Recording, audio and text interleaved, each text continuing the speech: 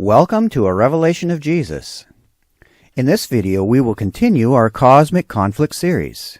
If you haven't watched videos 43 and 44 already, I think you would find it very helpful to have that background for the critical material in Revelation 13 that we are going to study in this video. I've put the links in the description below, as well as to the website revelationofjesus.net that has all the videos, their transcripts, and an online version of the book, A Revelation of Jesus. The book of Revelation builds upon itself as it goes along, so it really helps to go back and get the full context of what we are studying. So I'll start this video with just a 2-minute orientation to set the stage for the study of the beast from the earth. Chapter 12, which we studied in video 43, shows how Satan, symbolized by a great red dragon, has been trying to destroy the Christian church, symbolized by a pure and virtuous woman. She bore a male child, Jesus, who was caught up to heaven after his resurrection, and one of his first acts was to banish Satan, the dragon, to this earth. The dragon persecuted the woman, causing her to flee into the wilderness. This symbolized the Dark Ages when the corrupt Christian church persecuted believers who would not submit to her authority. The dragon spewed out water after her, symbolizing multitudes of hostile people. But the earth came to the rescue, swallowing up the water. This symbolized the opening up of the Western Hemisphere, where persecuted Christians were able to escape. The chapter ends with the dragon enraged and determined to snuff out the remnant who keep the commandments of God and have the testimony of Jesus. Chapter 13, which we studied in video 44, tells the same story, but focuses on the earthly agents who carried out Satan's agenda. The corrupt church-state alliance of the Dark Ages, symbolized by a 7-headed beast rising out of the sea, blasphemed God's name by making war with the saints for 42 months, symbolizing the more than 1,000 years of oppression by the apostate Christian church in alliance with the nations of Europe. But the beast suffered a mortal wound. Historically, this was a series of blows which took away the medieval papacy's ability to exercise political and military dominance. These blows included the Protestant Reformation, the French Revolution with the arrest of the Pope in 1798, and the Italian Unification in 1870 when the Roman Catholic Church lost its territory and the Pope became the prisoner of the Vatican. You might think that the trouble and persecution of faithful Christians would be over, but it has only just begun as a new beast arises. John saw another beast coming up out of the earth, and he had 2 horns like a lamb and spoke like a dragon. Notice that the beast is coming up out of the earth. The form of the Greek word that is translated coming up indicates that this is a process that takes place over a period of time. The beast from the earth does not suddenly pop into existence. It develops slowly and imperceptibly. The beast arises from the earth. Stick with me as we look again at some scriptures and history that we've already touched on in order to find the symbolic meaning of the earth so that we can know where this new beast comes from. The Greek word for earth is used over 65 times in Revelation and has a rich variety of meanings, but in this case it is being used symbolically to identify a chronological and geographical setting. We saw the same kind of usage in Revelation 12:16. There the woman, symbolized by the underground church of the Dark Ages, was hiding out in the wilderness from the attacks of Satan, the ancient serpent. So the serpent spewed out water out of his mouth like a flood after the woman, that he might cause her to be carried away by the flood. As we saw in video 43, the water symbolizes people, multitudes, nations, and tongues. In the heart of the medieval period, there were 2 developments involving multitudes of people that threatened the underground church. First of all, the corrupt alliance of church and state began to organize crusades, huge armies from multiple countries, to fight against those considered to be heretics. This was usually against Muslims in the Middle East, but there were also crusades against Christians in Europe who refused to submit to the papal authority. There was also a dramatic increase in population, with more people crowding into the remote mountainous regions where the underground church had been finding refuge. But the earth helped the woman And the earth opened its mouth and swallowed up the flood which the dragon had spewed out of his mouth. What happened historically was that with the discovery of the Western Hemisphere, there was a place for those facing religious persecution to flee to, and with the enshrinement of religious freedom in the United States Constitution, America became not only a sanctuary, but a shining example that was emulated by many countries around the world. The earth helped the woman and opened its mouth and swallowed up the flood, by bringing people from every nation and tongue together into a melting pot where they learned to tolerate one another's differences, where every religious faith could thrive. Now let's look again at Revelation 13:11. John saw another beast coming up out of the earth, and he had 2 horns like a lamb and spoke like a dragon. Since the earth that swallowed up the water in chapter 12 was the American wilderness, does this suggest that the beast from the earth in chapter 13 arises out of the United States of America? Let's look for evidence before we jump to conclusions. Notice in the next verse that the beast coming up out of the earth exercises all the authority of the first beast in his presence. We see that the first beast, in other words the beast from the sea, still exists, but the beast from the earth is now exercising all of his authority.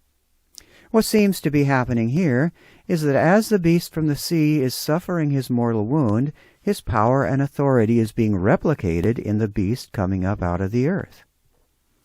This comes into view as we correlate the history of the medieval papacy with that of the United States.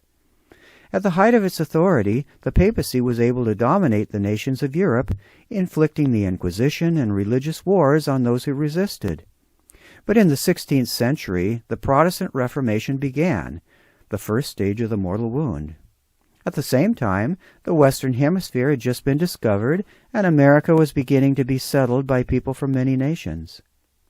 Another blow came during the French Revolution in the late 18th century, when the Roman Catholic Church lost one of her most important allies, culminating in the arrest of the Pope.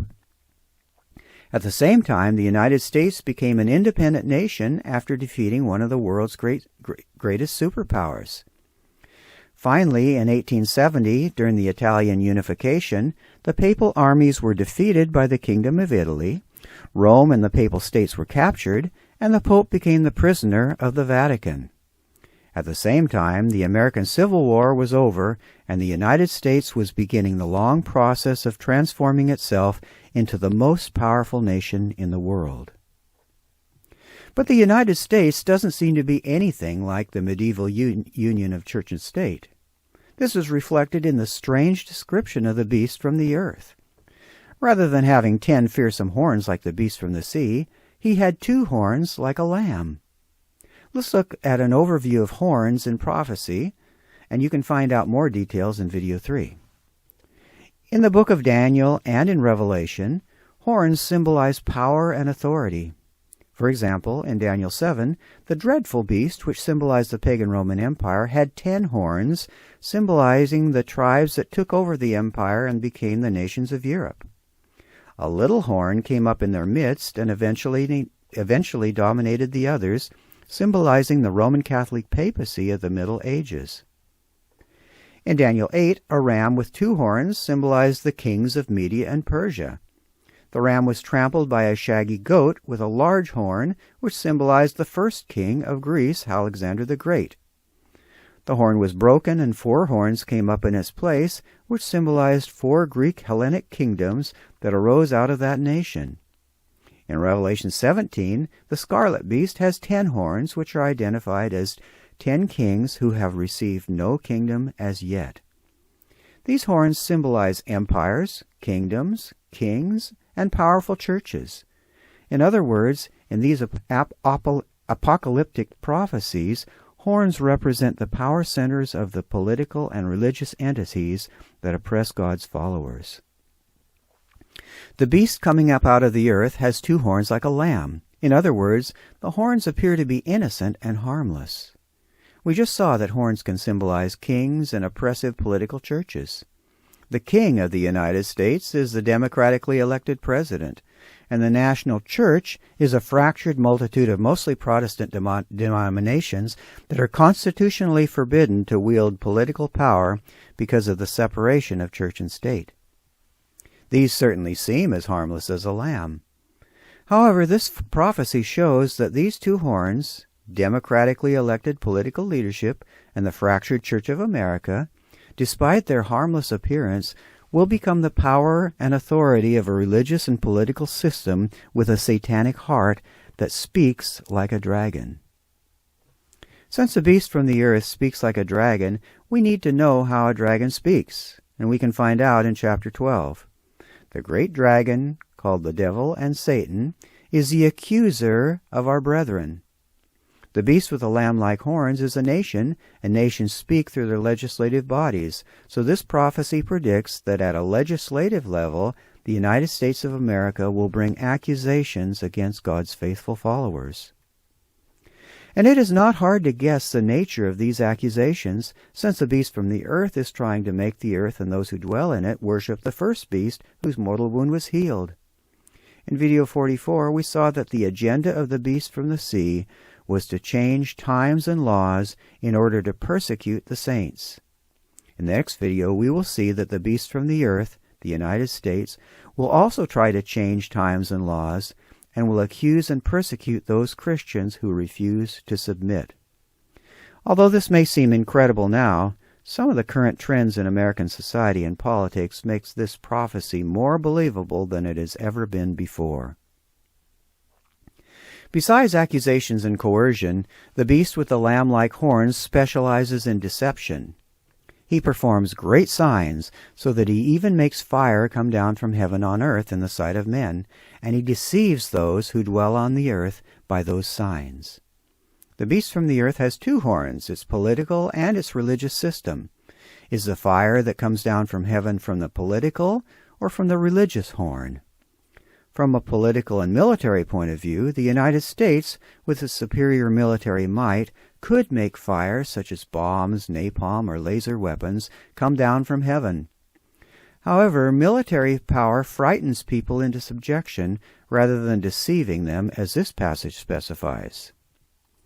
Jesus made it clear that in the last days deception would be from false prophets coming in his name. In a later video, we will see that the beast from the earth is very closely linked to an individual called the false prophet. Notice that the beast performs signs, including fire from heaven. The Greek word for signs, semia, is the same word that the New Testament uses to describe both Jesus' miracles and the deceptive miracles of the false prophets. False Christs and false prophets will rise and show great signs and wonders to deceive, if possible, even the elect. We will see in the next video that the purpose of these miraculous signs is to deceive people so that they will make an image to the beast that was mortally wounded but lived, and then force people to worship the image of the beast. False prophets, signs, miracles, and worship all point to a religious agenda. We saw in video 44 that the beast from the sea used the power of the state to enforce its religious requirements, and the beast from the earth will do the same. As powerful and deceptive as the beast from the earth is, he is not acting on his own. He exercises all the authority of the first beast in his presence. The first beast, in other words the Roman Catholic papacy, will be present and involved, even though its current behavior is not at all like it was during the Dark Ages. I actually have a lot of respect for the Catholic Church, as it has been for the past 150 years. I appreciate its emphasis on world peace, human rights, social justice, and equity for poor and disenfranchised people. Many of the recent popes have been admirable moral leaders. I do have serious problems with some of their doctrines, but that is true of almost every world religion. But Revelation 13 repeats 3 times that although the sea beast suffered a mortal wound, the mortal wound would be healed, and not in a good way. I want to take a closer look at the healing of the mortal wound. The first thing to notice is that the beast from the sea had 7 heads, but only one of them suffered a mortal wound. One of the heads of the beast seemed to have had a fatal wound, but the fatal wound had been healed.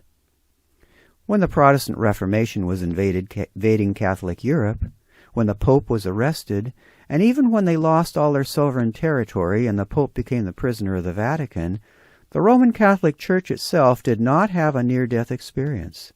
Their churches and institutions continued to thrive, and their missionaries brought vast new territories into the Catholic faith in Asia, Africa, and South America. It was only the political and military head that was nearly destroyed as they lost their armies, allies, and political influence. The healing of the mortal wound was a slow process. A major turning point took place in 1929 when Benito Mussolini, the dictator of Italy, signed a concordat which granted the Pope full authority over the state of Vatican City. The Roman Catholic Church was now legally an international political entity again. During the 20th century, the influence and reputation of the papacy grew rapidly, helped by the Second Vatican Council, which formulated a new approach to relationships between the Church and the world. This influence was recognized when President Ronald Reagan appointed an ambassador to Vatican City in 1984. One of the most stunning proofs that the deadly wound of the papacy is well on its way to being healed is shown by the collapse of communism through the influence of Pope John Paul II. The history of this is detailed in the Time magazine article, The Holy Alliance. I will include a link to this article in the description below. Here's a brief summary. In 1978, Cardinal Wojtyla was elected Pope as John Paul II, the first non-Italian Pope in 455 years. Shortly after his election, he made a dramatic visit to his homeland, Poland. A student describing its impact said, "We saw each other for the first time after decades of communism. We saw that we were united. There were millions like us. We discovered community, solidarity, and power." The trip was the beginning of the Solidarity movement. John Paul now had a world stage on which to do battle with atheistic communism, and the Vatican became a beehive of anti-communist sedition. The Solidarity movement was facing a military crackdown in Poland in June 1982 when Pope John Paul II had a secret meeting with President Ronald Reagan at the Vatican. They were convinced that a free, non-communist Poland would be a dagger to the heart of the Soviet Empire, and if Poland became democratic, other East European states would follow. Tons of equipment were smuggled into Poland via channels established by priests and American agents. Money for the banned union came from CIA funds, secret accounts in the Vatican, and Western trade unions. To quote from the Holy Alliance, the informal secret alliance between the Holy See and the administration of President Ronald Reagan hastened the most profound political change of the age. Both CIA Director William Casey and Ronald Reagan believed that there was a potential third superpower in the world, the 20-square-block Vatican City-State, and that its monarch, Pope John Paul II, had at his command a remarkable arsenal of unconventional weaponry that might tip the balance in the Cold War. The Pope would thereafter receive virtually every relevant scrap of information the CIA possessed, not only on Poland, but on other matters of importance to the Catholic Church. The result of this Holy Alliance was the fall of communism in Poland, and from there the other nations of the Soviet Empire fell like dominoes. To me, this is pretty clear evidence that the mortal wound has been healed. The point of going into all of this detail is to show that the final adversary will not be a single entity. It will be an alliance of powerful powers. Revelation 13 focuses on the Roman Catholic papacy and the United States. But in chapter 17 we will see that there is a broader coalition symbolized by 10 horns. The 10 horns are 10 kings who will receive authority for 1 hour as kings with the beast. These will make war with the Lamb. With these powers arrayed against us, should we feel nervous, alarmed, even terrified? If we who believe were facing this on our own, we would have reason to fear. But the good news is that the Lamb will overcome them, for he is Lord of lords and King of kings, and those who are with him are called, chosen, and faithful. If you have been blessed by this video, please share it with someone that you think would be interested.